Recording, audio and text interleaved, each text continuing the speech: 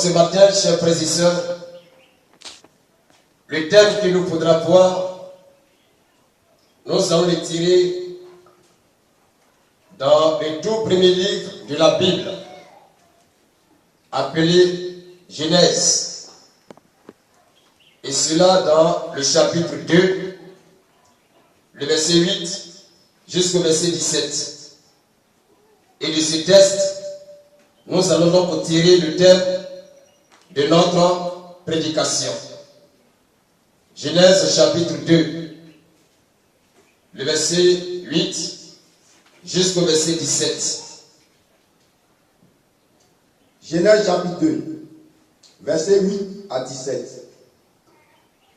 Puis l'Éternel Dieu planta un jardin en Éden. Il a dit, puis Dieu planta un jardin en Éden. Du côté de l'Orient. Du côté de l'Est, à l'Est, en Orient, en Asie, oui. Et il mit l'homme qu'il avait formé. Et il a pris l'homme qu'il avait formé quelque part. Et il est venu déposer l'homme dans le jardin qu'il a fait. Allons-y. L'Éternel Dieu fit pousser du sol, oui, des arbres de toute espèce. Alors, comme c'est un jardin, alors c'est tout à fait normal qu'il y ait des arbres de toute espèce présents dans le jardin. C'est ça la notion d'un jardin. Allons-y. Agréable à voir. Et des arbres agréables à voir. Et bons à manger. Et d'ailleurs très bons à manger. Et l'arbre de la vie. Oui. Au milieu du jardin. Il y avait aussi l'arbre de la vie au milieu du jardin. Et l'arbre de la connaissance du bien et du mal. Il y avait aussi l'arbre de la connaissance du bien et du mal. Un fleuve sortait d'Éden pour arroser le jardin. Comme tout jardin, il faut que le propriétaire chaque matin se réveille et arrose son jardin. Et ainsi Dieu entretenait aussi son jardin par un fleuve qui sortait du jardin, oui. Et de là, il se divisait en 4 bras. Et il a divisé le fleuve en 4 branches pour bien alimenter le jardin, oui. Le nom du premier est Pichon.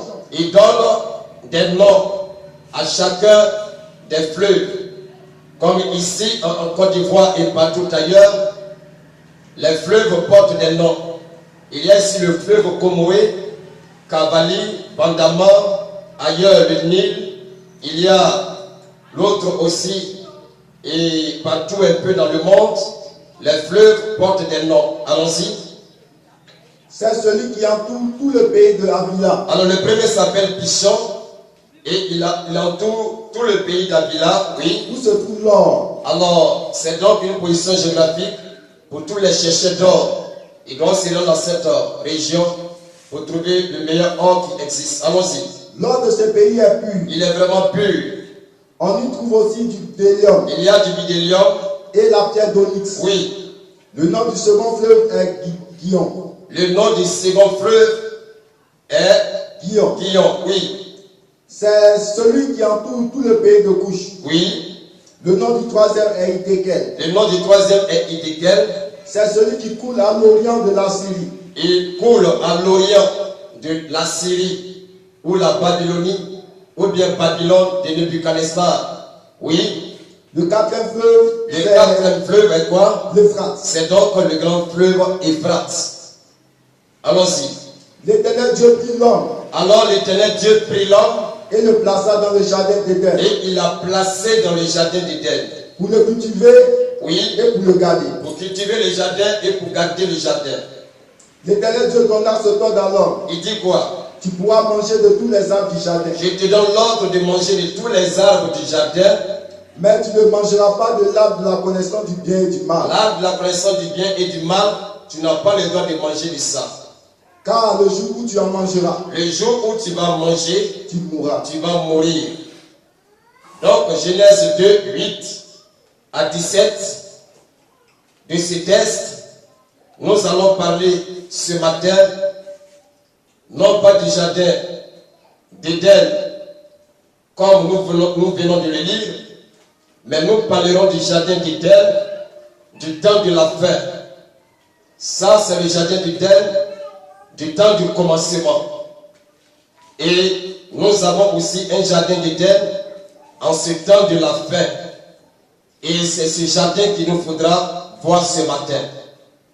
Et je vous exhorte à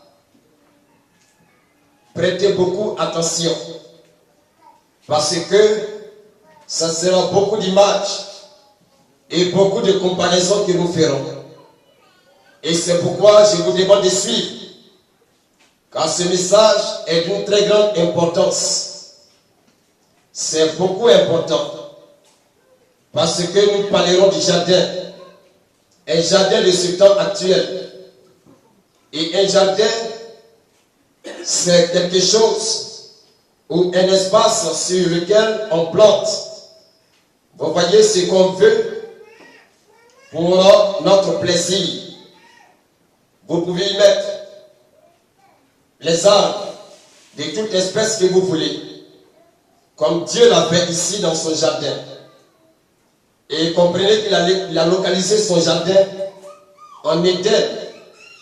Vous voyez, c'est une contrée appelée Éden, une localité. C'est dans cette localité que Dieu a planté son jardin. C'est pourquoi il est appelé jardin d'Éden. Et dans ce jardin, il a planté beaucoup d'arbres fruitiers. Comprenez que toute la terre n'était pas le jardin d'Éden. Toute la terre n'était pas le jardin. Le jardin occupait un territoire, un espace, un endroit qui était bien localisé. Et cette localisation, c'est Éden, et qui est en Orient, c'est-à-dire en Asie. Et c'est là-bas que les premiers hommes ont commencé, et non pas en Afrique, pour dire que l'Afrique n'a jamais été le berceau de l'humanité. Les historiens ont menti, mais la vérité de Dieu est celle qui est vraie. C'est pourquoi Paul a dit, dans le livre de Romains, chapitre 3, que toute parole d'homme soit reconnue pour mensonge, et que seule la vérité de Dieu soit reconnue pour vraie. Amen. Amen. Et la parole de Dieu est celle qui nous renseigne au mieux et nous donne la précision du commencement des premiers hommes. Ce fut donc en Asie. Et le jardin de Dieu était en Asie. C'est là-bas que ce jardin se trouvait. Et nous allons parler ce matin, comme je l'ai dit, du jardin du temps de la fin. Et le temps dans lequel nous sommes est donc le temps de la fin. Et il y a bel et bien un jardin dans ce temps qu'il nous faut parler. Pourquoi devons-nous parler d'un tel jardin? Parce qu'il y a une réalité aujourd'hui qui constitue le malheur de cette humanité. Et puisque c'est le malheur, comprenez que la grâce de Dieu vient pour sortir les hommes du malheur et leur accorder le bonheur promis. Le bonheur se trouve dans l'évangile, la parole de Dieu. Et l'évangile, aujourd'hui, ce n'est donc pas de se promener pour dire, mon frère, est-ce que tu sais que Jésus-Christ est bon? Ce n'est pas ça l'évangile, frère. Se promener partout pour dire aux gens que mon frère, donne ta vie à Jésus, alors ta vie va changer. Ce n'est pas ça l'évangile. L'évangile, ce n'est donc pas de dire aux gens aujourd'hui que Jésus-Christ à la croix est mort et qu'il est ressuscité. Ce n'est pas ça l'évangile. Mais l'évangile est donc de parler du jardin d'Éden. Le jardin d'Éden de notre temps. Parce qu'il y a un jardin aujourd'hui. Et ce jardin a commencé quelque part et a atteint un niveau aujourd'hui qui présente le plus grand danger et la plus grande menace que l'homme n'ait jamais connue. Et pourquoi est-ce que je parle du jardin de ce temps? Parce que ce jardin de ce temps est différent du jardin que nous venons de lire selon Genèse 2. Vous voyez, le verset 8 jusqu'au verset 17 qu'on vient de lire. C'est deux jardins différents, deux jardins opposés. C'est deux jardins qui ne se ressemblent pas du tout. Et ces deux jardins ont chacun des maîtres différents. Ce jardin de Genèse 2 a son maître à part. Et le jardin de ce temps de la fin a aussi son maître à part. Et c'est de cela que nous allons parler en peu de temps. Et donc, frères, encore une fois, je vous exhorte à prêter beaucoup attention. Vous voyez. Et un jardin, comme je l'ai dit, c'est donc un espace où on plante ce qu'on veut pour son plaisir. Tu peux mettre des fleurs de toute nature que tu veux, planter des arbres, soit amandiers, cocotiers, ou goyabiers, ou avocatiers, tout ce que peut te faire plaisir, tu mets cela dans ton jardin. Et c'est un espace que tu occupes et tu fais cette réalisation. Et Dieu l'avait fait. Et la Bible dit que dans son jardin, il y avait toutes sortes d'arbres fruitiers qui étaient vraiment agréables à la vue et très bons à manger. Donc, tout ce qui était dans le jardin était permis à la consommation. Tous les arbres étaient bons. Tout ce qui était consommable était bon. Et il y avait un seul arbre que Dieu avait interdit. Et dans ce passage, comprenez que dans son jardin, Dieu a déposé une loi, une parole. Et des passages, comprenez que Dieu fut le premier en tout. Et c'est pourquoi il est dit qu'il est le premier en toutes choses. Vous voyez, il fut le premier prophète messager. Dieu a été le premier prophète messager. Et le message qu'il a donc déposé parmi les hommes qui étaient Adam et par la suite Ève est celui de Genèse 2, le verset 16 jusqu'au verset 17. Vous voyez, c'est là le message du premier prophète messager. Et avec la loi qui fut donnée, Dieu fut le premier souverain sacrificateur. Et le premier sacrificateur, c'est lui qui fut tout en premier. Vous voyez, il a été tout en premier. Et il a déposé son jardin là-bas en Éden. Et comprenez que il y a eu par la suite une imitation. Et le jardin de notre temps est une imitation au véritable jardin que Dieu avait dressé là-bas en Éden. Et l'imitation, c'est le principe du diable.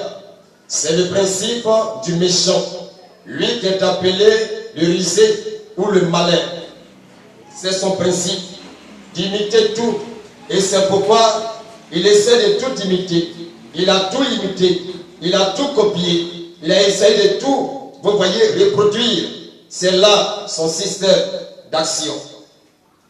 Et donc, frères et sœurs, dans ce jardin, comprenez que tout était bien. Tout était parfait. Tout était bon à manger, agréable à la vue. Tout était vraiment bien. Et dans ce jardin, le conducteur de l'homme était Dieu lui-même. C'est Dieu qui conduisait l'homme. C'est lui qui était au devant de l'homme. C'est lui qui faisait avancer l'homme. Et c'est lui qui entretenait l'homme. C'est Dieu. Et c'est là sa volonté parfaite et absolue. Vous voyez? Mais comprenez que dans l'autre jardin, le jardin de notre temps, alors là, ce n'est donc pas la conduite de l'homme, mais c'est la conduite de l'organisation par les hommes. Et celui qui mène le jeu est donc le diable. Et avant de pouvoir prendre le contenu de ce jardin, nous allons établir un fondement et essayer de dresser la carrosserie de ce message avant de pouvoir prendre son contenu et de le présenter. Et cela, nous allons partir sur le principe d'imitation. Comprenez que l'imitation a toujours été le fort du diable. Vous voyez, au point que ce jardin, il a imité. Et Dieu a pris 6 jours pour construire son jardin c'est-à-dire en Éden. Il a pris 6 jours. Et il est dit qu'au 6e jour, alors tout était achevé. Et il a pris l'homme qu'il fit au 6e jour et il le déposa dans le jardin. Il a pris 6 jours pour le faire. Et la Bible dit que le 7e jour, alors il s'est reposé. Le 6e jour, il a tout fait. Il a pris 6 jours pour le faire. Le diable aussi, dans son imitation, il a pris aussi 6 jours. Vous voyez, 6 jours. Car depuis Adam jusqu'à notre temps, ça fait 6000 ans. Et depuis la chute dans le jardin, alors ce fut le commencement de la création du jardin du diable. Car le jardin de notre temps est le jardin du diable. C'est lui qui est le propriétaire de ce jardin. Et lui aussi, il prend 6 jours pour le faire. Vous voyez? Et comprenez qu'au 6e jour, lorsque Dieu a établi l'homme dans le jardin, il y a eu quelque chose qui s'est passé. Le diable aussi, au 6e jour de son jardin, il réalise aussi une œuvre. Et c'est cette œuvre qui nous intéressera ce matin. Vous voyez? Et je continue encore dans les imitations du diable. Vous voyez, il a toujours imité. Et pour aller un peu plus vite, rien que pour vous donner quelques aspects et quelques indices d'orientation, comprenez qu'il y a eu aussi un Moïse et il y a eu aussi un Aaron lorsque Dieu les envoya au pays d'Égypte afin d'aller libérer le peuple d'Israël. Arrivé là-bas, le diable aussi suscita un Moïse et puis un Aaron en la personne de Janès et puis de Jambres. Vous voyez, Dieu a envoyé deux personnes, Aaron et Moïse, et le diable a suscité 2 autres aussi pour imiter, pour dire que vous qui êtes venus au nom de Dieu, vous ne valez absolument rien. Et le diable suscita aussi 2 autres personnes, 2 magiciens, qui se nomment Janès et puis Jambres. Vous voyez, c'est toujours ainsi. Le fort du diable, c'est l'imitation. Vous voyez, ça a toujours été ainsi. Et comprenez, même frère, que lorsque nous prenons le démarrage de l'église à la Pentecôte, ça a toujours été encore la même réalisation.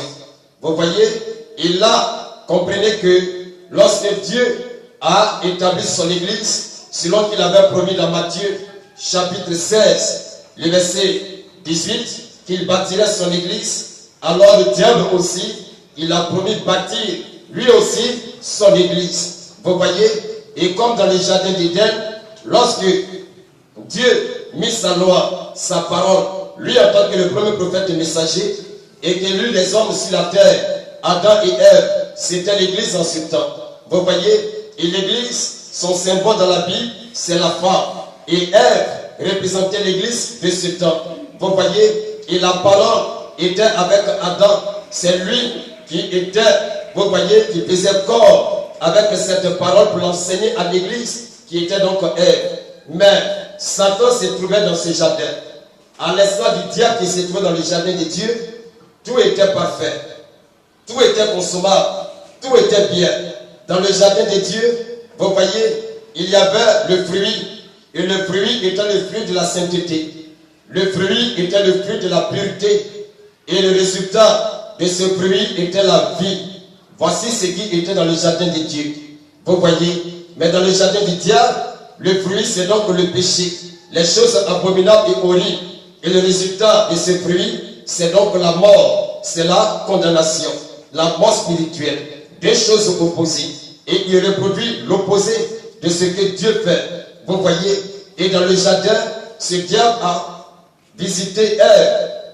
Et après qu'il est parvenu à la faire tomber, alors elle a mis au monde des enfants, 2 enfants. De l'église appelée Ève, Satan a fait sortir son enfant appelé Caïn et qui lui commença une œuvre religieuse. Vous voyez, de la même église appelée Ève, sortit aussi la sémence de Dieu. Vous voyez la nature de Dieu en la personne de Abel. Et lui continua la véritable adoration. L'imitation, nous l'avons aussi dans l'église. Vous voyez du Nouveau Testament. L'église a été bâtie par Jésus-Christ. Et le diable, par la suite, a côtoyé, a visité l'église. Et l'église est tombée enceinte. Et il fallait mettre au monde des enfants. Et comme Caïn et Abel, encore des jumeaux ont été mis au monde. Et le diable a sorti, vous voyez, a sorti son enfant de l'église, qu'on appelle les religieux. Vous voyez, l'organisation de ce monde et de la même église sort encore la nature de Dieu, la sémence élue de Dieu et qui doit continuer la véritable adoration. C'est en cela que 1 Jean chapitre 2, le verset 18, nous allons parler. Lisons cela, frère. Et nous allons continuer un peu dans les comparaisons. Vous voyez, nous sommes sur le terme, le jardin d'Éden de notre temps. Le jardin d'Éden du temps de la fin. Et comprenez que l'église a été donc encore visitée par le diable. Et il y eut la naissance de deux sémences différentes. Et le diable a sorti de l'église sa semence qui commença une œuvre. Et l'église aussi mit au monde une semence qui continua encore son œuvre. Allons-y, frère. 1 Jean chapitre 2, le verset 18. 1 Jean chapitre 2, verset 18. Oui. Petits enfants, Il dit petits enfants. c'est la dernière heure. Il dit c'est la dernière heure. Et comme vous avez appris qu'un antéchrist vient, Vous avez appris qu'il y a un antéchrist qui vient. il y a maintenant plusieurs antéchrists. Vous voyez, or dans le jardin d'Éden, là-bas dans Genèse chapitre 2, Dieu avait dit alors, je t'apprends qu'il y a un antéchrist dans le jardin. Il y a un méchant dans le jardin. Et c'est lui qui représente l'arbre qui est dans la personnification ou l'image de l'arbre de la connaissance du bien et du mal. L'antéchrist est dans le jardin. Ne vous approchez pas de lui. Il a dans sa bouche un faux évangile. Un évangile trompeur. Ne vous approchez pas. Vous voyez? Et dans l'église du Nouveau Testament, c'est encore la même réaction. Allons-y. Il y a maintenant plusieurs antéchrists. Il dit il y a plusieurs antéchrists. Par là, nous connaissons que c'est la dernière heure. Alors, par cette réalité, nous comprenons que c'est la toute dernière heure. Oui. Ils sont sortis du milieu de nous. Ils sont sortis. Après que l'église ait été visitée par le diable et que dans l'église, les suppôts de Satan, les enfants du diable, le méchant a été suscité, il fallait qu'ils sortent par la naissance. Vous voyez, lorsqu'ils sont sortis non pas avec le nom du diable, mais ils sont sortis avec le nom de Jésus-Christ. Ils sont sortis avec le nom de Dieu. Ils sont sortis avec le nom de l'église. Ils sont sortis avec les titres. Vous voyez que les positions que Dieu a déployées dans l'église, ils sont sortis avec tout cela. Mais en eux, c'est la nature du diable. Et Jean nous dit quoi? Ils sont sortis du milieu de nous. Il dit, ils sont sortis du milieu de nous. Mais ils n'étaient pas des nôtres. Ils n'étaient pas des nôtres. Vous voyez, au départ, ils étaient avec eux. Ils faisaient culte avec eux. Ensemble, ils élevaient les mains dans les cieux et ils adoraient Dieu. Ils priaient ensemble. Ils tapaient les mains. Ils dansaient, ils chantaient. Certains d'entre eux pouvaient parler en langue. D'autres pouvaient prophétiser. D'autres même pouvaient imposer les mains et faire des miracles et tout ce qu'ils pouvaient faire. Mais le temps de la manifestation de la force divine a été prouvé. Et leur nature devait être démasquée afin qu'ils puissent sortir du rang des fils de Dieu. Amen. Et comme Caïn sortant du ventre de Ève, représentant l'église, afin de continuer une œuvre satanique et diabolique, réaliser le projet de son père Satan, de même aussi du même ventre d'Ève, appelé l'église, est sorti aussi Abel. Vous voyez, et de l'église du Nouveau Testament sort les fils du diable, et de la même église continue l'œuvre de Jésus-Christ. Vous voyez, et ici, par là, il y aura encore l'imitation. Et dès lors, cette église, parallèle à la véritable église, en la personne des fils du diable, qui étaient du nombre des fils de Dieu, et qu'au temps de la manifestation de la nature, ont été extraits du rang des fils de Dieu, alors comprenez qu'ils ne vont pas s'asseoir. De même que Caïn ne s'était pas assis. Vous voyez, il a apporté une adoration à Dieu, et il adorait Dieu. Vous voyez, il vénérait Dieu. Il priait Dieu, il faisait tout ce qu'il fallait faire. Il ne s'était pas assis. Et ceux de même ne vont pas encore s'asseoir. Ce sont eux qui seront en charge de pouvoir établir le jardin de notre génération. Le jardin du diable en ce temps de la fin, qui est l'opposé du jardin de Dieu. Vous voyez, de Genèse chapitre 2. Comprenez aussi que dans l'imitation, le diable a toujours suscité tout ce que Dieu a toujours manifesté. Lorsque Dieu a envoyé le Saint-Esprit sur la terre, alors le diable aussi a envoyé l'esprit de l'égarement. Il a envoyé l'esprit de l'erreur, la puissance de l'iniquité. Vous voyez, et il a suscité aussi son opposé. Lorsque Dieu avait dit, bon, voici, autour du trône, alors je dispose de 4 êtres vivants. Et Dieu, autour du trône, a mis 4 êtres vivants. Et cela selon Apocalypse chapitre 4. Vous voyez, il y a eu 4 êtres vivants autour du trône de Dieu. Et la Bible dit que le premier être avait la face d'un lion. Le deuxième être avait la face d'un homme, d'un veau. Et le troisième avait la face d'un homme. Et le quatrième être vivant avait la face d'un nègre. Et dès que Dieu disposa ces choses autour du trône, le diable aussi suscita 4 autres bêtes, vous voyez, afin de mener bataille contre ces 4 êtres vivants autour du trône de Dieu. Et cela se manifesta dans le chapitre 6 d'Apocalypse, le verset 1 jusqu'au verset 8. Vous voyez, et là, il fit sortir premièrement un cavalier qui était tout blanc. Deuxièmement, un cavalier qui était rouge de sang. Troisièmement, un cavalier qui était devenu noir. Et quatrièmement, un cavalier qui, lui, n'avait pas du tout de couleur, mais qui s'appelait la mort. Vous voyez, cela, le nom lui fut donné. Et c'était là l'opposé de ce que Dieu faisait. Satan, il suscite toujours pour combattre et de pouvoir essayer d'anéantir le dessein de Dieu. C'est ce qu'il a toujours fait. Et il fait tout cela pour élaborer son jardin. Quand le jardin de cette humanité, c'est donc le monde religieux. La religion est donc le jardin protégé du diable. La religion, c'est donc le jardin d'Éden de Satan, de notre génération.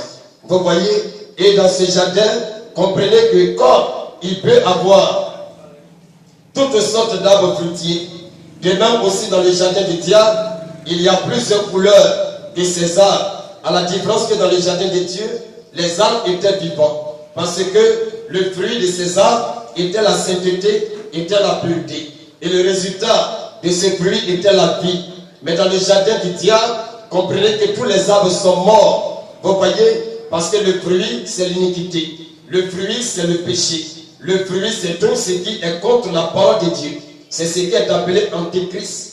Lorsqu'on dit antichrist, alors comprenez que c'est ce qui va contre Christ. C'est ce qui s'oppose à Christ et à sa parole. Et c'est pourquoi lorsque Dieu a suscité le Saint-Esprit, lorsque Dieu l'a manifesté, alors le diable a suscité ce qu'on appelle aussi un faux point. Vous voyez, et c'est de ça que Jésus parlait dans Matthieu chapitre 24, disant qu'il aurait des faux Christ. Vous voyez, il n'a pas dit des faux Jésus, il a dit des faux Christ. Parce que Christ, c'est l'onction. Christ, c'est la puissance. Vous voyez, et Jésus, c'est n'importe quoi, ça peut être n'importe quoi. Donc tout on peut récupérer ce nom pour en faire ce qu'il veut. Mais la nature de cette réalité est Christ. Et c'est pourquoi le diable suscite aussi un faux Christ.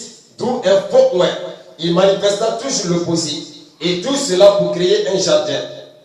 Et ce jardin aujourd'hui est tout établi. Et ce jardin aujourd'hui est tout constitué. Il faut parler de cela. Vous voyez, car de ce jardin, comprenez que dans le jardin d'Éden, Dieu a chassé l'homme et sa femme. Et ils ont été conduits loin. Et dès cet instant, l'arbre de vie a été protégé par Dieu. Vous voyez, et par la suite, Dieu rappelle les gens à sortir. Vous voyez, à sortir de là où il les a chassés pour aller, à revenir encore dans son jardin. Donc en sortant, nous avons été précipités dans le domaine du diable. Vous voyez, nous avons été précipités dans le champ et dans le jardin du diable. Et de là, Dieu revient encore pour rappeler ses enfants à sortir de cet endroit et à récupérer leur place ancienne dans le jardin d'Éden. À être reconduit dans cet endroit. Voici, vous voyez, la réalité. Et ce retour est ce qu'il nous faudra voir. Vous voyez, à ce programme où nous allons parler du retour en termes de la volonté de Dieu qui s'exprime pour notre génération. Donc, chers frères et sœurs, regardez ce que le diable fait. Il suscite 4 cavaliers. Et ces 4 cavaliers, rien que pour attaquer l'église, et il commence cela avec 1 Jean chapitre 2, que nous avons lu, le verset 18, 17 même jusqu'à 18, et même jusqu'au verset 19. Vous voyez qu'on vient de lire, que vous pouvez encore consulter à la maison. Et comprenez qu'il est dit que le diable, il vient avec d'abord une œuvre. Et cette œuvre est appelée l'œuvre du nicolaïsme. Et l'œuvre du nicolaïsme, c'est le gouvernement de l'homme sur un peuple établi. La conduite d'un peuple par des hommes, et non pas la conduite d'un peuple par Dieu. Et non pas la conduite d'un peuple par le Saint-Esprit, mais la conduite d'un peuple par le gouvernement de l'homme, la politique humaine, et non pas par la révélation de Dieu. Voici par quoi il commença, en lançant son premier cavalier. Le premier cavalier qui avait la couleur blanche et qui semblait être innocente, c'est avec cela qu'il commença. Et les 4 cavaliers sont ceux que Joël chapitre 1, le verset 4 à 5, il nous a parlé de ces 4 cavaliers qui sont le Gélec, le Azil, le Gazab et la souterraine. Vous voyez, et aussi Joël chapitre 2, le verset 25, c'est là aussi qu'il nous parle de ces 4 cavaliers qui commença avec les Nicolaïtes. Ensuite, l'œuvre du balamisme et aussi l'œuvre du jézabélisme, et jusqu'à ce que le trône du diable soit donc entièrement constitué et puis établi. Regardez l'opposé des choses. Le jardin de Dieu avait son siège en Orient, en Asie. Mais le jardin du diable a donc son siège en Europe et plus précisément à Rome. Vous voyez, et c'est l'État du Vatican. Voici le siège du jardin du diable sur la terre. C'est donc l'opposé. Il y a un siège là en Orient et il y a un autre siège là-bas en Europe. Vous voyez, à Rome. Et qui est donc le Saint-Siège, ce que les gens appellent le Saint-Siège, ou bien la cité, vous voyez, aux 1000 collines. Car en réalité, cette cité repose sur 7 collines. Et ces 7 collines sont celles que Apocalypse, chapitre 17, nous allons parler. Nous allons lire cela, frère. Le verset 9. Vous voyez, nous allons prendre le verset 8 jusqu'au verset 9. Cette cité est assise sur 7 collines. C'est encore la limitation de ce que Dieu avait déjà établi que nous allons voir. Mais lisons d'abord la situation de ce siège du jardin du diable de notre génération. Allons-y, frère. Genèse, Apocalypse chapitre 17. Apocalypse chapitre 17. Oui. Verset 8 à 9. Le verset 8 à 9, oui. La bête que tu as vue était. Il dit la bête, comprenez bien. Il a dit la bête que tu avais vue était. Et elle n'a plus. Et elle n'existe plus. Elle doit monter de l'abîme. Mais elle a été chassée dans l'abîme. Et aller à la perdition. Et elle doit remonter de l'abîme. Elle doit revenir encore. Et puis repartir à la perdition. Oui. Et les habitants de la terre. Et les habitants de la terre. Ceux dont le nom n'a pas été écrit dès la fondation du monde. Oui. Dans le livre de vie. Dans le livre de vie. S'étonneront en voyant la bête. Alors, vont s'étonner en voyant la bête. Parce que la bête paraissait innocente.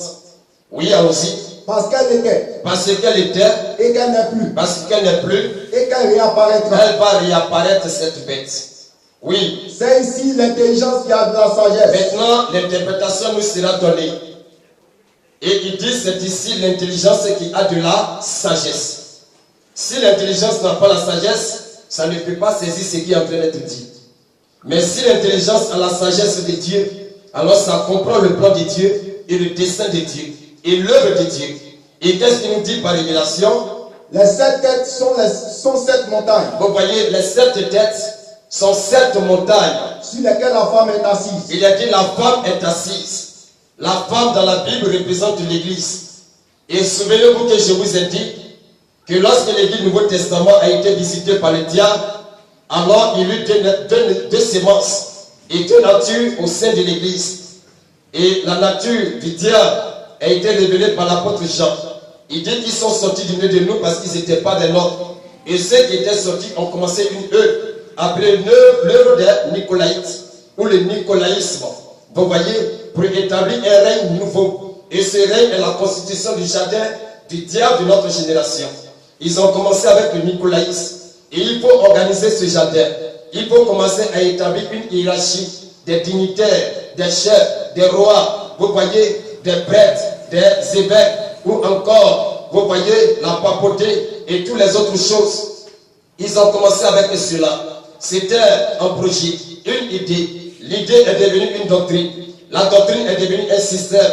Et le système est devenu finalement une église. Car le chapitre 2 d'Apocalypse et le chapitre 3 d'Apocalypse relatent ces faits. Vous voyez, et le chapitre 2 nous dit que ça a commencé par l'œuvre du nicolaïsme. Et cela dans l'âge des Perses. Vous voyez, et par la suite c'est devenu le balamisme.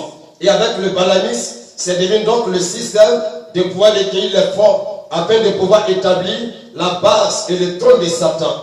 Et au 3e âge, le trône a été établi. et c'est devenu une synagogue.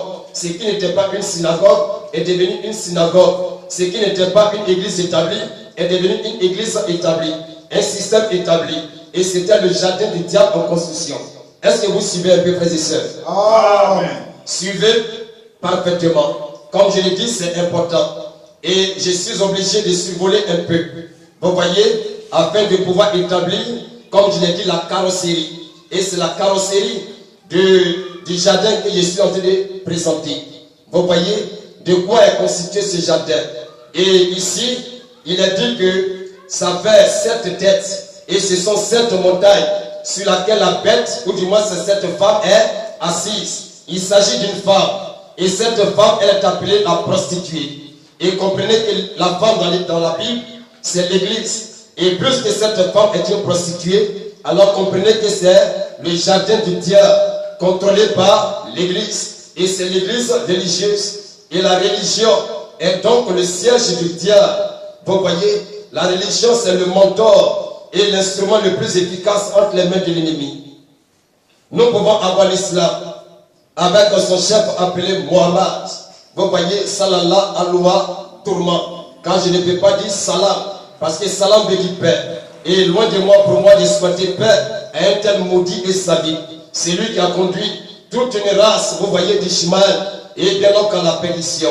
Et regardez, parlant d'Ishmaël, le diable aussi, dès l'Ancien Testament, a fait donc une copie. Pendant que Dieu, par Abraham, a établi les 12 princes d'Israël, appelés les 12 tribus d'Israël, le diable aussi a élevé en image de ces 12 tribus, aussi 12 princes à son opposé, en utilisant Ishmaël, afin de pouvoir établir aussi 12 princes. Rien que pour combattre les 12 princes de Dieu. Amen. Amen. Vous voyez, et nous connaissons les noms des 12 tribus d'Israël. Mais aussi les princes d'Ishmaël commencent par son premier-né appelé Nebayot. Vous voyez, vous pouvez retrouver cela dans Genèse chapitre 25, à partir du verset 12. Et vous allez voir la généalogie et bien des fils d'Ishmaël. Mais, quoique le fils aîné soit Nebayot, mais comprenez que les figures emblématiques et dominantes étaient Mishma, Douma et Massa. Ce sont ces trois qui ont donc tenu bien, le flambeau de la rébellion et aussi de l'incrédulité et de mener la bataille du diable et d'établir aujourd'hui une dénomination ou une religion satanique appelée Islam. Frère, c'est la pure vérité. Et c'est là le symbole et l'instrument du diable. Il possède toujours par limitation. Il élève toujours une sorte d'étendard contre l'œuvre de Dieu. Et cela par photocopie. Vous voyez? Et ici, il essaie d'établir aussi l'église qui soit comme l'église de Dieu. Et regardez ce qu'il fait. Afin que vous saisissez ce qu'on appelle comme frère. Regardons un peu la Genèse, du moins Isaïe, chapitre 14. Regardons un peu là-bas. Et nous allons comprendre un peu ce qu'on appelle comme. Et là, nous allons comprendre le plan du diable à partir du verset 11.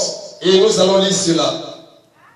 Ésaïe chapitre 14. Oui. À partir du verset 11. Oui.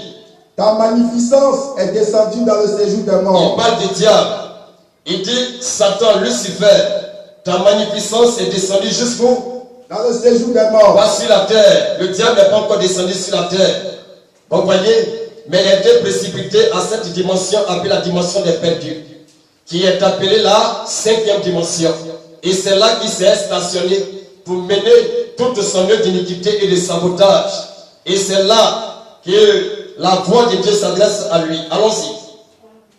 Ta magnificence est descendue dans le séjour des morts. Ta magnificence, ta gloire, tout cela est tombé dans le séjour des morts. Oui. Avec le son de tes luttes. Avec le son, toute la gloire qui t'accompagnait, les fanfares qui étaient derrière toi, tout ça, Dieu a chassé ça avec toi. Va avec tout cela. Oui. Sous toi est une couche de verre. Il dit sur toi, il y a une couche de verre. Oui. Et les vers sont ta couverture. Oui. Te voilà tombé du ciel. Il dit te voilà tombé du ciel. Astre brillant. Vous voyez, astre brillant. Il était appelé astre brillant. Fils de l'aurore. Comme Jésus-Christ est appelé l'étoile brillante du matin. Vous voyez, c'est aussi les mêmes qualificatifs. Allons-y, frère. Astre brillant. Astre brillant. Fils de l'aurore. Fils de l'aurore. Tu es abattu à terre. Il dit tu es abattu à terre. Toi, le vainqueur des nations. Il dit le vainqueur des nations. Mais pourquoi est-ce qu'il est abattu à terre? Pourquoi toutes ces paroles contre lui? Allons-y, frère. Toi, le vainqueur des nations. Toi, le vainqueur des nations. Tu disais en ton cœur. Tu disais en ton cœur. Je monterai au ciel. Voilà, il dit je monterai au ciel. J'élèverai mon trône au-dessus des étoiles de Dieu. Je vais élever mon trône au-dessus des étoiles de Dieu. Oui. Je m'assiérai sur la montagne de l'assemblée. Donc je vais m'asseoir sur la montagne. Il combat une montagne. Et c'est pourquoi il a érigé aussi cette montagne. Et les 7 montagnes, il a fait asseoir, et bien, son système là-dessus. Il a fait asseoir son siège là-dessus. Et ce sont ces 7 montagnes que nous allons voir en quelques minutes, dans peu de temps. Vous allez voir. Allons-y, frère. Je m'assiérai sur la montagne de l'assemblée. Oui. À l'extrémité du septentrion. À l'est, à l'extrémité du septentrion. Oui. Je monterai sur le sommet des nues. Il dit, je vais monter au sommet des nuages. Je serai semblable au très haut. Voilà, je vais être comme lui. Je vais faire comme lui. Je vais être semblable au très haut, oui. Mais tu as été précipité dans le séjour des morts. Voilà, donc il veut faire comme lui. Il veut l'imiter, il veut prendre sa place. Il veut réaliser les mêmes espoirs que Dieu. Et si Dieu a fait un jardin, il doit aussi faire pour lui. Si Dieu a établi une église sur la terre, il doit aussi établir pour lui. Et puis mener la concurrence contre l'église de Dieu. Vous voyez, il déclare une guerre ouverte à l'église et à toute l'œuvre de Dieu. Et c'est pourquoi dans le jardin, il commença cette bataille. Et jusque dans l'église, il continue cette bataille. Dès que Dieu donne le soutien à l'église, le Saint-Esprit, il élève un esprit d'égarement et d'assouplissement. Un esprit de l'erreur afin de pouvoir contrecarrer l'œuvre de Dieu par les mains de ses serviteurs. Vous voyez, c'est là son plan. Voici son projet.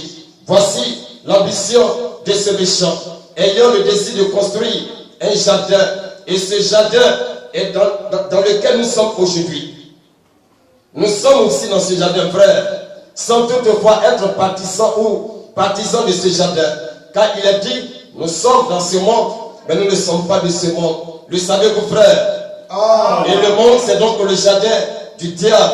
Car selon 1 Jean chapitre 5, le verset 19, il est dit que le monde est sous la puissance du malin. C'est le diable qui domine et qui contrôle. C'est donc son monde, c'est donc son jardin. Et regardez la couleur de son jardin. Regardez le fonctionnement de son jardin. Regardez l'état de son jardin. Et regardez où est situé son quartier général. Où il a donc établi son siège et son trône. Vous voyez, Apocalypse nous dit, je sais que là où tu es, il y a le trône du diable là. Il a établi son trône quelque part. Et son trône est là, par lequel il dirige tout, il coordonne tout. Et dans son jardin, il y a plusieurs arbres. Mais tous ces arbres sont morts. Tous ces arbres produisent des fruits d'iniquité, des fruits, vous voyez, du péché et de la désolation. Il n'y a rien de concret ni de bon. Tout est donc foutu. Vous voyez? Et il est dit que cette femme était assise sur cette montagne. Et cette femme est appelée la prostituée.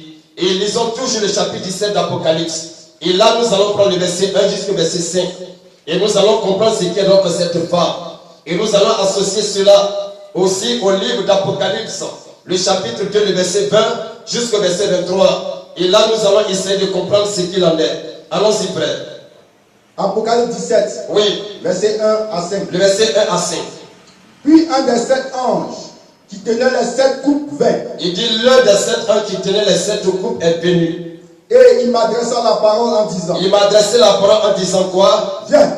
Viens. Je te montrerai le jugement de la grande prostituée. Il dit, je vais te montrer le jugement de la grande prostituée. Cette femme assise sur les 7 collines ou sur les 7 montagnes est appelée la grande prostituée. Et vous savez ce que c'est qu'une prostituée? Vous voyez? Et elle s'est prostituée avec qui? Et qu'est-ce qui l'a rendue prostituée? Et la Bible dit qu'elle est appelée la grande prostituée. Ça veut dire qu'elle a couronné le rôle ou l'activité ou la fonction de prostitution. Elle a couronné tout. Elle est donc la cheptelle, la capitaine. C'est une véritable doyenne en la matière. Et continue, qu'est-ce qu'il va dire encore? Je te montrerai le jugement de la grande prostituée. De la grande prostituée. Qui est assise sur les grandes eaux. Voilà, elle est assise sur les grandes eaux. Et les grandes eaux, comprenez que ce sont les peuples.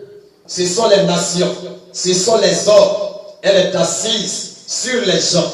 Et c'est là le gouvernement, vous voyez, des hommes, le gouvernement des hommes dans l'église. C'est ce qui est appelé le nicolaïsme. Et le nicolaïsme a été mis en évidence par cette femme, qui est donc l'église, qui contrôle l'église, non pas par le Saint-Esprit, qui conduit l'église, non pas par la parole de Dieu, mais qui conduit l'église par les dogmes, les credos, par les faux enseignements, par tout ce qui est faux. Vous voyez, frère, voici comment cette femme est parvenue à s'asseoir sur les nations, les peuples et sur les gens. Continue, frère. C'est avec elle, oui, que les rois de la terre se sont livrés à l'impudicité. Il a dit les rois de la terre se sont livrés. Donc comprenez que ses clients sont les rois de la terre. Et on ne dira pas de mari. Vous voyez, parce qu'un mari, quelqu'un qu'on appelle un mari, alors il y a tout son sens. Une femme qui dit que cet homme est son mari, alors c'est qu'en dehors de lui, il n'y a donc pas encore un autre. Sinon, s'il y a un deuxième, alors les deux sont des clients et elle est une prostituée. Amen. Ah. Vous voyez, une femme qui a deux hommes n'est pas du tout une femme honorable. Et ces deux hommes, aucun d'entre eux n'est son mari. Ils sont tous des clients. Ils sont tous, vous voyez, des marchands. Et ils viennent faire commerce avec elle. Et cette femme aussi avait plusieurs amants, plusieurs hommes. Et la Bible dit que ce sont les rois de la terre qui venaient la côtoyer. Et comprenez que la femme, c'est l'église. Et l'église aujourd'hui, c'est l'église catholique. C'est par elle que nous allons commencer.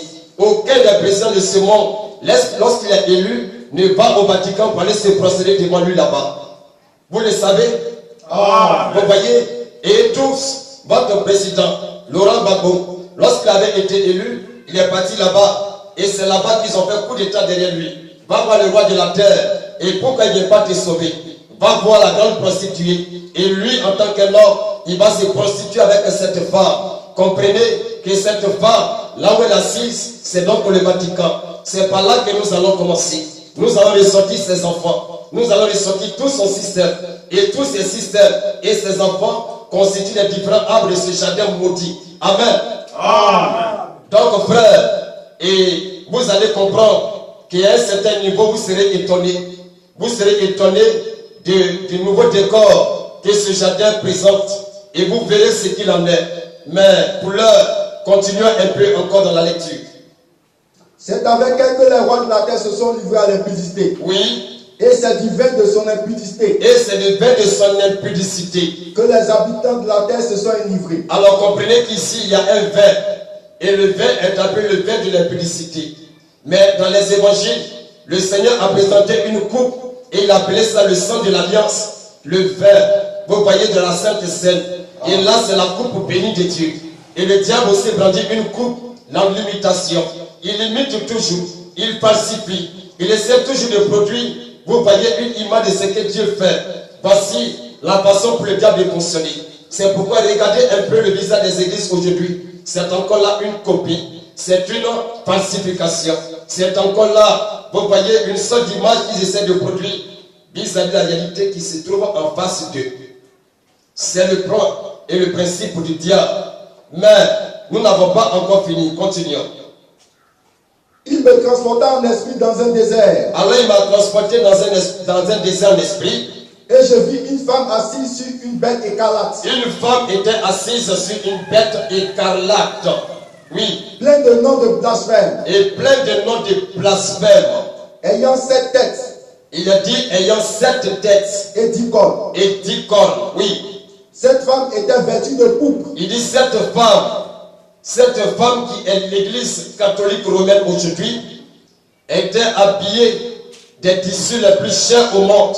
Regardez les prêtres, regardez le pape.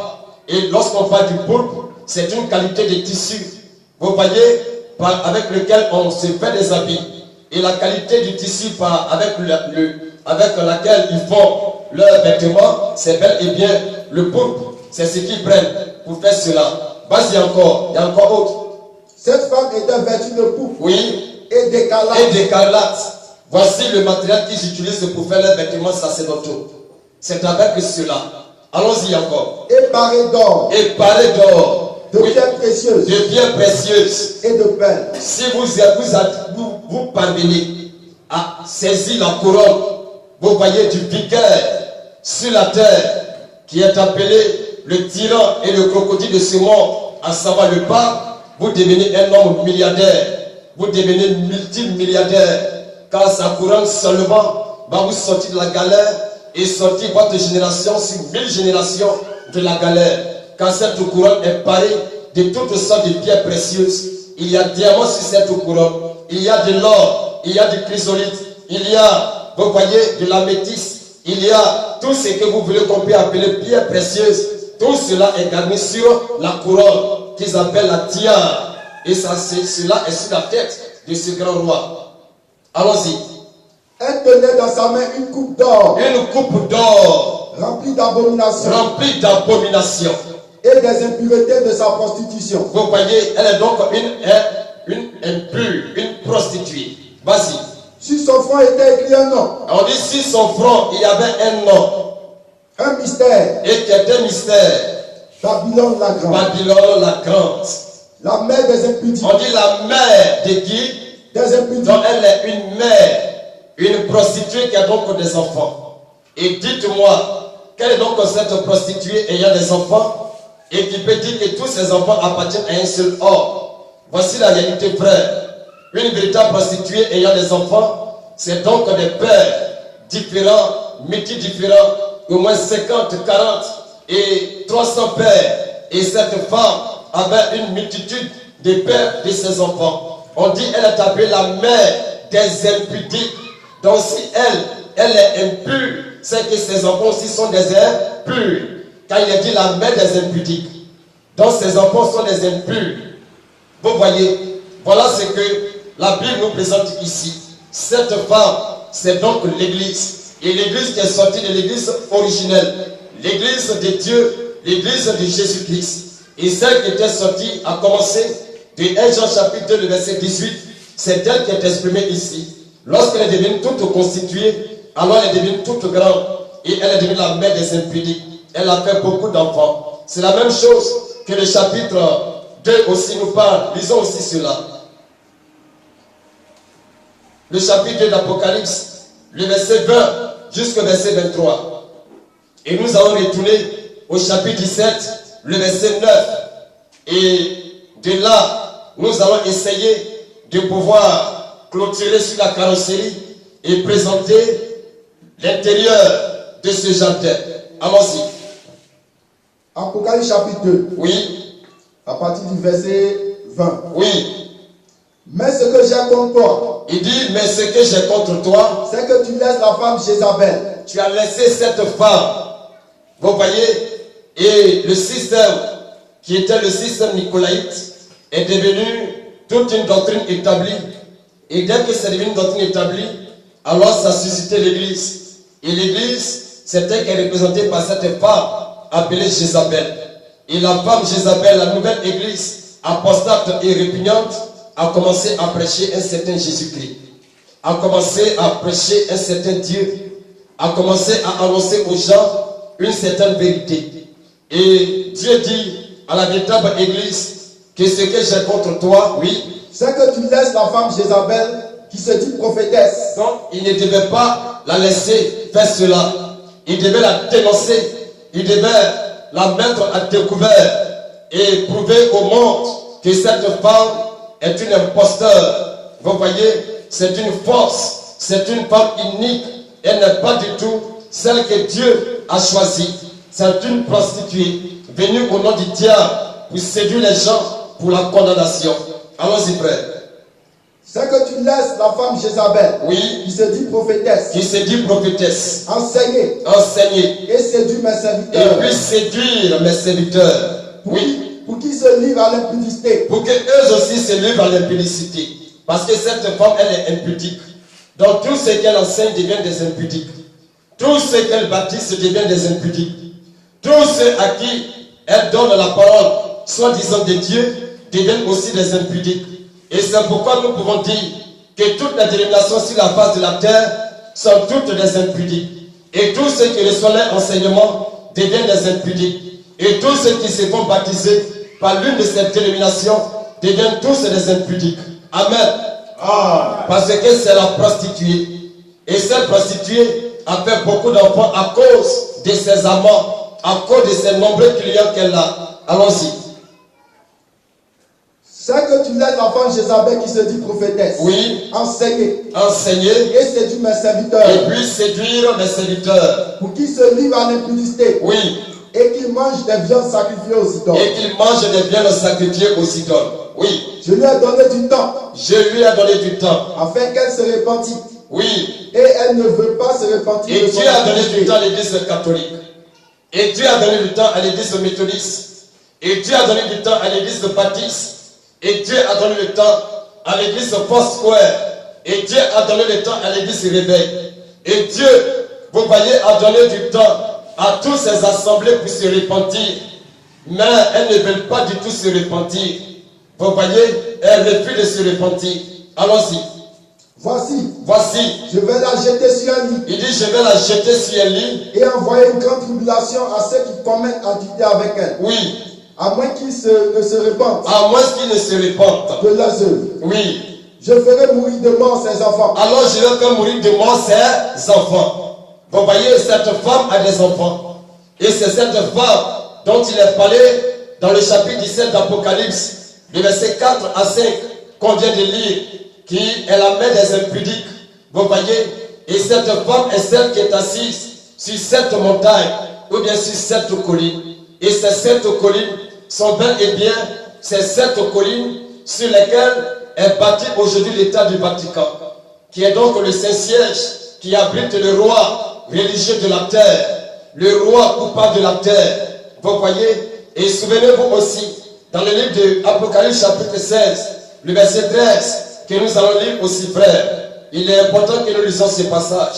Le chapitre 16, le verset 13, il est dit quelque chose qu'il nous faut présenter, aussi sous la forme de la carrosserie, afin de pouvoir prendre l'intérieur de ce jardin maudit et coupable, duquel tous doivent sortir, car un feu est réservé pour jeter cela dans ce jardin, qui est constitué de bois secs, qui est constitué de tout ce qui est séché, et cela ne peut pas échapper au feu de Dieu.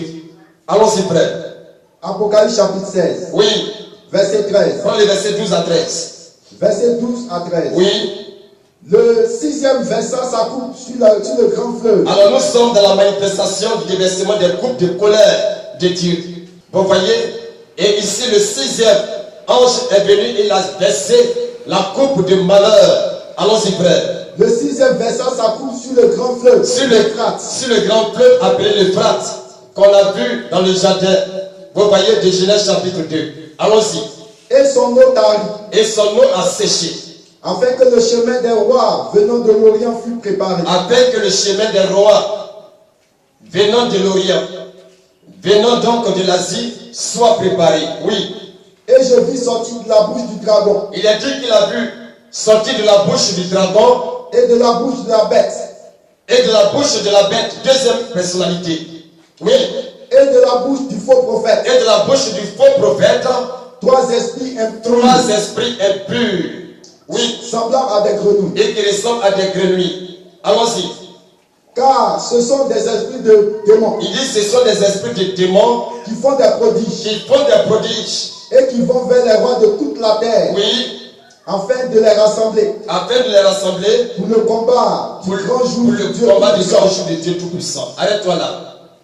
Il a dit que il avait sorti de la bouche du dragon et de la bouche de la bête et de la bouche du faux prophète 3 esprits impurs, semblables à des esprits, semblables à des grenouilles. Vous voyez, ce sont des démons. Mais 3 esprits sont sortis de la bouche de 3 entités. La première entité est appelée dragon. Et le dragon, comprenez qu'ici c'est la manifestation de la satanique trinité. La trinité, vous voyez, des religieux et de tous les arbres de ce jardin maudit qui confessent la Trinité. Voici la Trinité. La Trinité est satanique parce que ça vient du diable. Et le premier élément de la Trinité, c'est le dragon. Le deuxième élément de la Trinité, c'est la bête. Le troisième élément de la Trinité, vous voyez, c'est le faux prophète. Et cela en opposition au véritable Saint-Esprit. Amen. C'est la copie, frère. C'est l'imitation du diable. Et il vient avec cela. Et la Bible dit, lorsqu'on continue, que ce sont les esprits des démons qui font des prodiges. Et il est dit ici, regardez par exemple, dans la manifestation du dragon, et le dragon c'est même le diable, dans l'appellation du dragon. Lorsque vous prenez Apocalypse chapitre 20, à partir du verset 1 jusqu'au verset 3, alors vous verrez que Satan, c'est lui qui est appelé dragon, c'est lui qui est appelé le serpent ancien. Vous voyez, c'est lui qui est tout cela. Et ici, dans la manifestation du dragon, comprenez que c'est la position de Dieu tout-puissant. Il veut occuper la position de Dieu, il est appelé le dragon. Et le dragon, en tant que dragon, c'est donc Satan. Vous voyez. Et c'est la position de Dieu au-dessus de tout. Et diable, lui aussi veut prendre la position de Dieu au-dessus de tout, en prenant la position du dragon. Vous voyez un peu. Et dans la position du faux prophète, c'est la manifestation du Fils de l'homme en la personne de Jésus. Car appelé Fils de l'homme, c'est la manifestation du ministère prophétique. Et Jésus, en tant que Fils de l'homme, est un prophète sur la terre. Vous voyez, et en tant que prophète, il faut apporter un message. Il faut donner un enseignement. Il faut prononcer la parole de Dieu. Il faut annoncer la bonne nouvelle. Et le diable aussi vient en tant que le faux prophète. Et cela en opposition au véritable pour donner de faux enseignements. Amen. Amen. Comprenez-vous un peu le schéma du jardin du diable? Amen. Regardez un peu l'imitation. Il vient en tant que faux prophète, en imitation du véritable Fils de l'homme, en la personne de Jésus. Vous voyez, il vient aussi dans cette position. Et il apporte un faux message. Il apporte une fausse doctrine. Il apporte de faux enseignements. Il apporte tout ce qui est contradictoire. Il apporte tout ce qui nie Dieu. Il apporte tout ce qui nie la divinité. Voici la manifestation du diable en la personne du faux prophète. C'est là une autre position. Et dans sa troisième position de Dieu, vous voyez, il vient en tant que... il est venu d'abord en tant que le dragon. Il est venu en tant que faux prophète. Et il vient en dernière position. Vous voyez, frère, regardez-nous cela. Et je vis sortir de la bouche du dragon. La bouche du dragon. Et de la bouche de la bête. Oui. Et de la bouche du faux prophète. Vous voyez. Donc nous avons le dragon. Nous avons la bête. Et nous avons le faux prophète. Et la manifestation de la bête, c'est la manifestation d'une puissance. Car dans les Écritures, une bête représente une puissance. Et cette puissance, c'est la puissance de l'égarement. Et c'est par cette puissance que la Bible dit qu'il fait aussi des prodiges, qu'il réalise aussi des exploits. Et cela est l'imitation du Saint-Esprit de Dieu. Selon Actes chapitre 1, il est dit qu'une puissance survenant sur vous, le Saint-Esprit. Et Dieu, vous voyez, manifestant une partie de ce qu'il est, le diable aussi imite cette partie dans la personne, vous voyez, de la bête. Il vient dans cette trinité satanique. Et Dieu est bien dans la manifestation de ces trois fonctions. Il vient dans la manifestation de ces trois dispensations. En tant que Dieu, le Père, en tant que Fils sur la terre, et en tant que le Saint-Esprit dans le croyant. Amen. Amen. Et le diable est celui, depuis la dimension des perdus, il est là en tant que le dragon, et bientôt il sera précipité sur la terre. Selon Apocalypse chapitre 12, à partir du verset 1. Et de là, il manifeste sur la terre la puissance de la bête.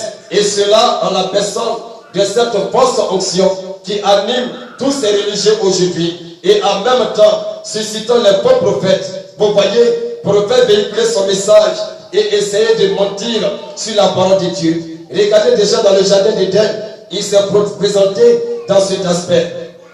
Il était venu en tant que faux prophète. Et il a perverti la parole de Dieu dans le jardin.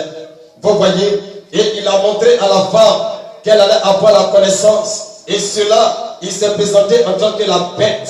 Vous voyez, afin de pouvoir réaliser son exploit. Mais dans tout cela, il avait son objectif en tant que dragon, en tant que le grand démon, pour s'établir au-dessus du trône de Dieu. Voici la triple manifestation du diable qui manifeste la trinité satanique et que les gens aujourd'hui épousent partout. Voici la réalité, frère, et l'imitation. Mais nous allons encore retourner dans le chapitre 17, le verset 9, et nous allons considérer quelque chose. Et nous allons aller un peu plus vite, car il nous reste un peu de temps. pour ne pas trop passer le temps sur cette terre. Allons-y, frère. Apocalypse 17, verset 9. Oui. C'est ici l'intelligence qui a de la sagesse. Il dit c'est ici l'intelligence qui a de la sagesse. Les 7 têtes sont 7 montagnes. Oui. Sur lesquelles la femme est assise. Il dit les 7 têtes sont 7 montagnes. Et c'est là pour nous donner la précision et la localisation de cette bête. Là où elle est donc située dans ce monde. Vous voyez? Et les 7 montagnes portent bel et bien des noms. Et chaque montagne a son nom. Vous voyez? Et nous avons par exemple le mont Capitole. C'est donc l'un des noms de ces 7 montagnes. Nous avons, comme je viens de le dire, le mont Capitole. Et le mont Capitole, c'est donc l'une de ces collines sur laquelle est située et bien la cité du Vatican. Nous avons aussi le mont Palatin. Et ce mont Palatin est aussi l'un des noms de ces 7 collines sur laquelle est donc situé ce temple appelé le Saint-Siège ou bien Saint-Rome. Vous voyez, bâti avec l'indulgence des pauvres hommes au temps de l'âge de Luther et au temps de l'âge de Colomban. Ils ont escroqué les gens. Ils ont pris l'argent des pauvres sous l'emblème de ce qu'on appelle l'indigence. Et ils ont bâti cet endroit horrible. Nous avons aussi le mont Escalon. Vous voyez, qui est aussi l'un des noms de ces montagnes sur laquelle est bâti et bien ce Saint-Siège. Et par rectificatif, comprenez que c'est le maudit siège. C'est un endroit où Satan se repose. Nous avons aussi, vous voyez, le mont Abaté. Et c'est aussi le nom des 7 éléments, les 7 montagnes sur laquelle est assise cet endroit horrible, monstrueux et démoniaque. Nous avons le mont Quirinal, nous avons le mont Viminal. Vous voyez, et tous ces endroits, et c'est là le nom des 7 montagnes ou des 7 collines. Et qui est appelé la ville aux 1000 collines, qui est appelée la ville lumière, la ville millénaire, et qui est appelée par tous ces noms. Et c'est là que siège cette femme. Et cette femme, c'est donc l'église catholique. Vous voyez, la mère des impudiques et des abominations, la mère de toute forme d'outrage et aussi et bien de confusion. C'est un arbre de confusion qui se trouve dans le jardin. Et cet arbre a mis au monde beaucoup d'autres arbres par hybridation. Ils ont tout hybridé. Dans le jardin du diable, il n'y a rien de naturel. Tout est artificiel. Tout est fabriqué. Tout est confectionné par l'homme. Tout est donc inventé. Rien ne vient par révélation. Rien n'est imposé par inspiration divine. Mais tout vient des clergés. Tout vient des séminaires. Tout vient des écoles de pasteurs. Et tout vient des écoles de théologie. C'est de là que toutes ces inspirations viennent par la fabrication et la réflexion intellectuelle. Voilà ce qu'il en est, frère. Le jardin du diable de notre génération. Ce temps est donc corrompu à un haut point. Et comprenez que, comme je l'ai dit, ce jardin est constitué de bois secs. Et nous allons citer en peu de temps ces quelques bois secs. Vous allez voir. Mais Dieu tient en réserve un temps où un feu doit être jeté dans ce jardin afin de brûler tout ce qui est là-dedans. Il n'y a pas un seul bois qui soit, vous voyez, vert. Et les seuls bois qui sont verts sont les fils de Dieu qui doivent sortir. Et tous les enfants de Dieu doivent sortir de là. Vous voyez, si Dieu avait prévu détruire le temps, au temps de Noé, la terre par de l'eau, alors comprenez que les fils de Dieu devaient être des poissons. Car seuls les poissons en ce temps avaient survécu au déluge qui était venu au temps de Noé. Amen. Pendant que la même eau du déluge et bien créé des calamités dans le camp des fils du diable, il y avait cette même eau qui faisait la joie des fils de Dieu. Vous voyez, et si Dieu avait prévu et bien donc détruit Sodome et Gomorrhe par le feu, alors comprenez que les enfants de Dieu ne pouvaient pas être autre chose que de l'or, car de l'or est parfaitement épuré par le feu. Le feu vient et ça donne plus de valeur aux fils de Dieu. Vous voyez, et c'est ce qu'ils pouvaient être au temps de Sodome et au temps de Gomorrhe. Et c'est ce qui était Lot. Mais tous les fils du diable en ce temps, qui étaient donc, vous voyez, des bois secs, qui étaient du chaux et de la paille, ont été tous dévorés. Il en était de même au temps de Noé, car tous ceux qui furent morts étaient semblables à des poulets, et le poulet ne peut pas nager, le poulet ne peut pas se sauver de l'eau. Seul le poisson pouvait donc faire des parades dans la mer, il pouvait faire des jets et des sauts dans l'océan, car c'est son milieu. Amen. Et avec le feu par lequel Dieu prévoit de détruire, c'était la même avec les 3 compagnons de Daniel, Meshach, Shadrach et Abed-Nego. Dans la fournaise Adam, c'était du feu. Et la Bible dit que cette fournaise a été chauffée 7 fois. Vous voyez, son degré a été multiplié par 7. Mais ces 3 personnes dans la fournaise n'ont rien ressenti, car ils étaient des fils de Dieu. Et l'or était puré par le feu. Ils n'étaient pas du chaume, ils n'étaient pas du bois sec, ils n'étaient pas de la paille pour que ce feu les dévore. Comprenez-vous, frères et sœurs? C'est cela le jardin de l'iniquité, dans lequel il y a le bois sec, et que le feu peut avoir efficacité sur eux, mais pas les fils de Dieu. Et si Dieu prévoit de détruire le monde par un véritable tremblement de terre, alors ses enfants seront des aigles, afin de survoler la terre et de prendre position dans les airs. Amen. Ce que le poulet ne peut pas faire, le poulet restera sur cette terre. Et tous les enfants de cette dénomination sont tous semblables à des poulets. Ils sont tous semblables à cette réalité. Et c'est pourquoi Dieu les compare aux esprits de grenouilles. Il dit les 3 esprits sortis de la bouche du dragon, sortis de la bouche du faux prophète, et puis de la bête, sont semblables à des grenouilles.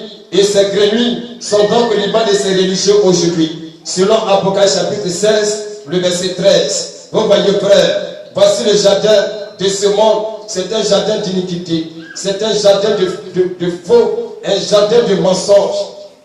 Et comme je l'ai dit, comprenez que cette coupe que cette femme avait brandie était remplie d'abominations et toutes sortes d'iniquités. C'était tout ce qui était faux. J'ai dit que la bête, vous voyez, était un esprit, et bien de ce diable, ou la manifestation de cet esprit. Dieu avait suscité 7 âges. Et les 7 âges, le diable suscite aussi 7 têtes et 7 dragons. Pour aller contre, et bien les 7 âges, il les manifeste à travers les 4 cavaliers. Il les manifeste à travers les 7, vous voyez, les 7 insectes, qui sont le gilet, le asile, le gazan, et puis la sauterelle. Rien que pour dévorer, et bien l'arbre de vie de Dieu. Rien que pour s'attaquer au jardin de Dieu et établir son jardin au-dessus du jardin de Dieu. Voici le projet du diable. Voici son ambition. Et le monde se plaît au projet du diable. Et le monde aime se frotter avec l'ennemi. Pourquoi, frère, et pourquoi, sœur? Regardez un peu. Tous ces différents arbres dans le jardin. Et la Bible dit que chaque arbre se reproduit selon son espèce. Et si nous avons l'arbre manguier, il ne produira que des manguiers. Et si nous avons l'arbre goyavier, il ne produira que des goyaviers. Et si nous avons l'arbre catholique, il ne peut que produire des catholiques. Et si nous avons l'arbre méthodiste, il ne fera que produire des méthodistes et jamais des chrétiens. Et si nous avons l'arbre dénominationnel et de confession, appelé témoins de Jéhovah, alors ils ne feront que produire des témoins de Jéhovah et non pas des chrétiens. Si nous avons l'arbre de confession de la mort et de l'iniquité, vous voyez, appelez les saints des derniers jours les mormons, ils ne feront rien d'autre que produire des mormons. Si nous avons l'arbre de confession, appelez, vous voyez, l'église apostate de Yom Kippur, bonne nouvelle de la grâce, que j'aimerais qu'on appelle la mauvaise nouvelle de la grâce, ils ne pourront que produire, et bien des mauvais ouvriers et des faux ouvriers, des ouvriers d'iniquité pour apporter la fausse commission. Vous voyez, en la personne du faux prophète, un esprit manifesté par le diable. Comprenez-vous cela, frères et sœurs? Voici le dispositif du diable dans son jardin. Et c'est tout un plan élaboré et établi. Il est dans ce système et il avance, frère. Voilà ce qu'il fait. Si nous avons l'arbre de la confusion et de la mort, vous voyez, dans la dénomination, appelée force coin, appelée, eh bien, les assemblées de Dieu, ou encore les baptistes, ou encore tout ce que vous voulez. Comprenez, frère, qui ne feront que produire les semblables et non pas des chrétiens. Comprenez que c'est cela, frère. C'est pourquoi, si Jésus-Christ venait aujourd'hui, dans quelle de ces assemblées il allait mettre ses pieds? Lorsqu'il était venu au temps de la Bible, il n'a pas mis ses pieds dans l'église pharisienne parce qu'elle était corrompue. Il n'a pas mis ses pieds dans l'église sadducéenne parce qu'elle était corrompue. Il n'a pas mis ses pieds dans l'église essénienne parce qu'elle était corrompue. Vous voyez, de même aujourd'hui, si le Seigneur descend maintenant, il ne mettra jamais ses pieds à l'église méthodiste parce que c'est l'arbre de la mort et de la confusion. Elle a porté les fruits de l'iniquité et du péché. Il ne mettra jamais ses pieds à l'église catholique, la mère des impudiques et des abominations, le trône et le siège de toute forme d'idole. Vous voyez, où le diable a donc établi son trône, c'est là son quartier général. Et l'arbre le plus dominant de ce jardin, c'est donc cet endroit. Voyez-vous, frères, c'est là qu'il prend nos compositions. Si vous avez aussi l'église de Patmos, un autre arbre mort et qui suscite le fruit de la condamnation, comprenez que cela ne peut échapper au feu que Dieu va déclencher un temps soit peu. Cela est donc dans peu de temps, frère. C'est pourquoi la paix de Dieu, selon 2 Corinthiens chapitre 6, le verset 17, est donc de sortir du milieu d'eux. Sortez de ce jardin, frères et sœurs. Sortez, chers parents, car bientôt le jugement de Dieu ne tardera de sa part sur cet élément. Mais comprenez aussi qu'aujourd'hui, nous avons, dans ce temps de la fin, nous avons le message du temps de la fin, suscité par le serviteur de Dieu, appelé William Marion.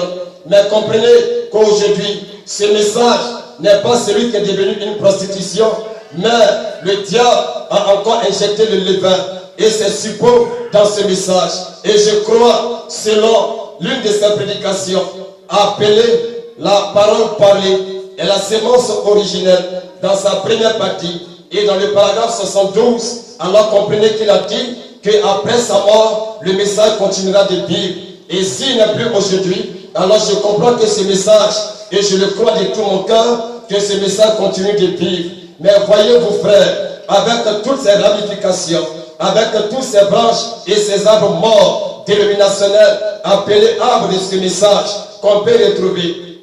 Vous voyez, dans cette dénomination de ce message, de l'arbre de la mort, vous voyez, eh bien, de ceux qu'on peut appeler Yeshua Amashia, avec les chefs appelés Cass, avec son disciple, ici en Côte d'Ivoire, appelé Zorobabel. Comment est-ce qu'il peut se réclamer de William, alors qu'ici descendait aujourd'hui, dans quelle dénomination de ces différentes branches William se réfugierait? Vous voyez, aujourd'hui, certains d'entre eux peuvent se tenir pour dire que si Jésus descendait, dans quelle de ces dénominations il mettrait ses pieds. Mais aujourd'hui, demain, dans ce message, vous voyez qu'il comporte beaucoup de ramifications. Si William sortait de sa tombe et qu'il revenait, dans quelle de ses branches allait-il mettre ses pieds? Vous voyez, est-ce qu'il va mettre ses pieds chez ceux qu'on appelle les Yeshua Amashia, avec son fondateur, Dr. Cass, et bien du Congo, avec son disciple premier, ici en Côte d'Ivoire, appelé Zorobabel?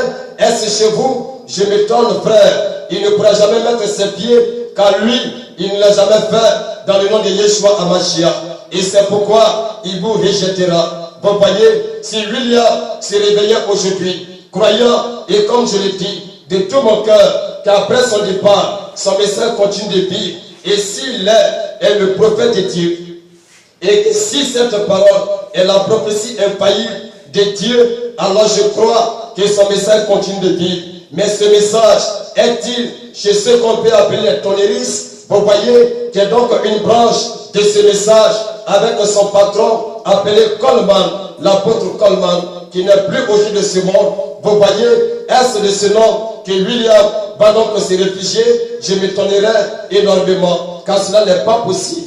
Et si c'était au niveau de ceux qu'on appelle les gracistes, regardez bien le mouvement graciiste. C'est donc une falsification de la bonne nouvelle de l'évangile.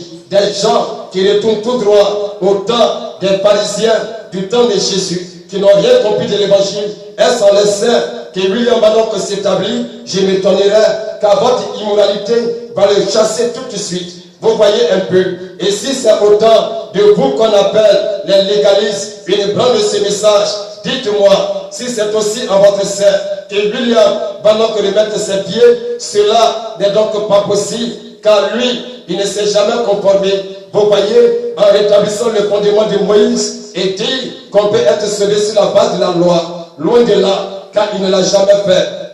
Et c'est pourquoi ça ne sera aucune de cette dénomination. Est-ce chez les franquistes? Oh non, car aussi William aussi a dit qu'après lui viendra donc quelqu'un d'autre qui aura donc la succession et la continuité de l'église jusqu'à sa formation complète et jusqu'à ce que l'enlèvement puisse donc se produire. Amen.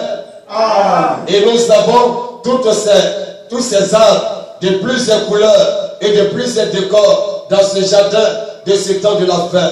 Et Dieu regarde de loin ces arbres qui regardent comme étant tout prêts pour être brûlés. Et Dieu regarde ces pailles, il regarde toutes ces choses de loin et il les voit tout prêts pour être consumés. Et vous qui entendez, sortez de là, parce que le message n'est pas une dénomination. Et regardez un peu la part de la terre, regardez un peu l'image de l'humanité, regardez un peu le monde religieux et dites-moi, quelle est donc cette branche aujourd'hui avec un nom dénominationnel qui peut s'identifier au Seigneur et s'identifier à tous ses serviteurs. Il n'y a aucun d'entre eux, aucune mission ne peut s'identifier, aucun ministère qu'on puisse appeler ministère ceci ne peut s'identifier. Après que nous ayons le prénom Tabernacle, est-ce parmi, vous voyez, est-ce parmi les fils de Branham qui va donc encore se retrouver à des personnes viles? Frères, comprenons que dans toute l'histoire de la Bible, tous les fils des prophètes ont toujours été de véritables salauds. Aucun d'entre eux n'a eu la vision du prophète. Et jusqu'au temps du prophète Élie de Tishbite et aussi le prophète Élisée, les fils des prophètes tellement corrompus qu'ils ont formé une ligue appelée la Ligue des fils des prophètes. Ils ont créé une société, un syndicat appelé le syndicat des fils des prophètes, des corrompus, étant aveugles, ne sachant rien de Dieu. Si William se réveillait aujourd'hui, ce ne serait ni à des personnes vives, ni là-bas, vous voyez, ni en Suisse, ni ailleurs, qui va donc se retrouver. Car partout, c'est donc de la pourriture et puis de la corruption. Le message demeure vivant. L'authenticité de la parole de Dieu reste encore vivante jusqu'aujourd'hui. La continuité de l'Esprit de Dieu reste encore à l'œuvre, mais pas dans la dénomination, pas dans l'église hybridée, pas dans l'église qui s'est portée avec le diable, pas dans l'assemblée qui marche dans la pensée de l'ennemi. Loin de la frère, ce n'est pas cela. Alors comprenez, le jardin de ce temps de la fin, c'est donc la manifestation du péché religieux. C'est donc la manifestation de l'iniquité de ce monde religieux et puis corrompu. Et le monde religieux, c'est tout ce que je viens de citer, à commencer par l'église catholique, avec ses filles appelées des abominables, avec ses enfants qui sont donc des souillés et puis des sadiques, à commencer par méthodistes, à commencer aussi par baptistes, et puis tous les autres, jusqu'à arriver aux différentes ramifications de ceux qui prétendent servir dans ce message, qui sont en réalité des religieux.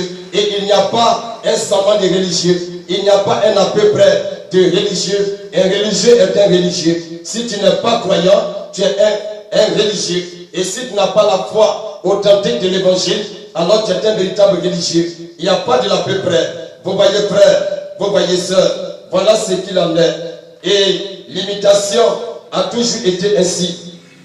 Et le diable s'est toujours positionné contre la vérité de Dieu. C'est pourquoi il est appelé Antichrist. C'est pourquoi il est appelé celui qui est contre. Et il vient avec du matériel toujours pour se planter là où Dieu dépose une œuvre. Et comprenez aussi que toutes ces branches secs, tous ces arbres morts, tous ces arbres de ce jardin maudit, ce n'est ni tout ce qu'on peut appeler voix de minuit, en la personne des appâts d'Adieu Étienne, en la personne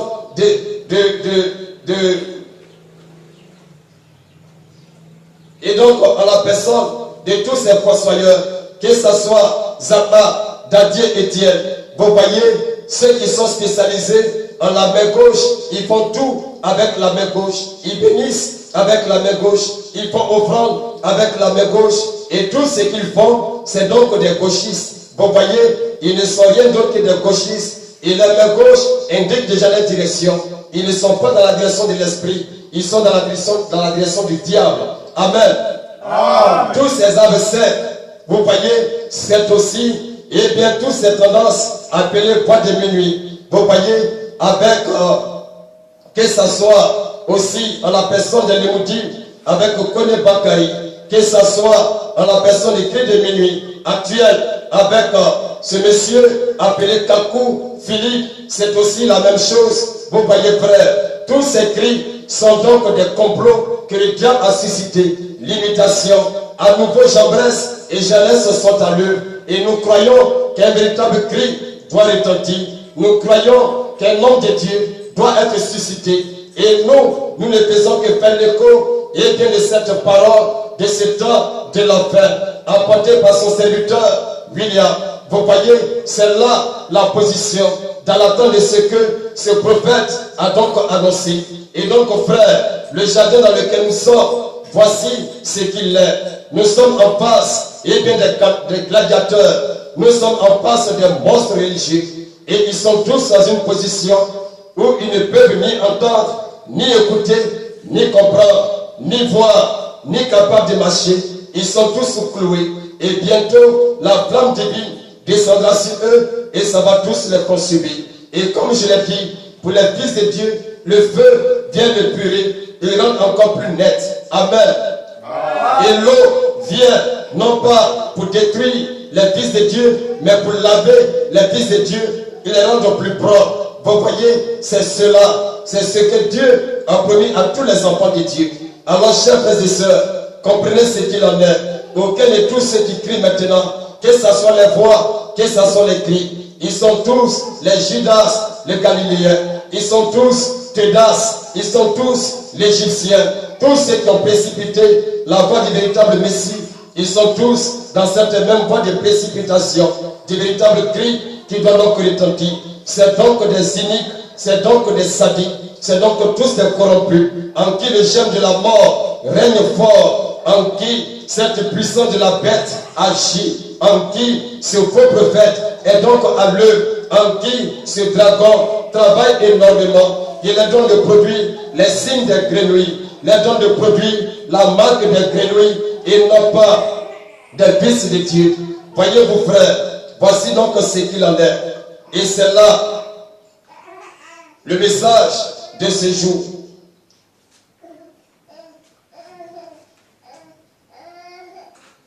C'est donc là le témoignage sur le jardin de notre temps. Et l'appel de Dieu est que tous puissent sortir. Vous voyez, c'est donc d'abandonner ce lieu. Il dit sortez du milieu d'eux. Abandonnez tout ce que vous pouvez voir, car tout est impur. Ne touchez pas les credos. Ne touchez pas à les dons. Ne touchez pas à tout ce qu'ils présentent. Avec le ministère de la femme, avec le baptême trinitaire, la manifestation satanique de la Trinité. Ne touchez à aucune de ces choses. Ne regardez même pas à toutes les activités de bienfaisance. Tout cela n'est que de la séduction. Éloignez-vous-en et tenez-vous-en loin. Rapprochez-vous et bien de moi, Dieu, et non pas d'un groupe d'individus. Car le peuple de Dieu se rassemble autour de Dieu. Mais les fils du diable se rassemblent autour d'une organisation. Autour d'une organisation et d'un gouvernement humain. Rien de plus et rien de moins. Chers frères et chères sœurs, c'est là l'installation de ce faux jardin que Satan aussi prend 6000 ans. Et juste à la fin de ces 6000 ans, alors cela doit prendre fin. Vous voyez, cela doit donc s'épuiser et ça doit être détruit afin que le dernier jour réservé pour les enfants de Dieu appelé le 7e jour, qui est donc le véritable sabbat, puisse être la consolation et la récupération de tout ce temps gâché, de tout ce temps perdu. C'est là la promesse de Dieu. Et pendant qu'il est encore temps, alors entendez cette voix, entendez le message, comprenez-le et revenez à Dieu. Comprenez cela et revenez, frère. Et pour finir, j'aimerais bien encore récapituler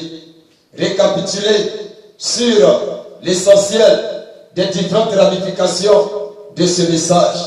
Et c'est sur ce point que je vais terminer.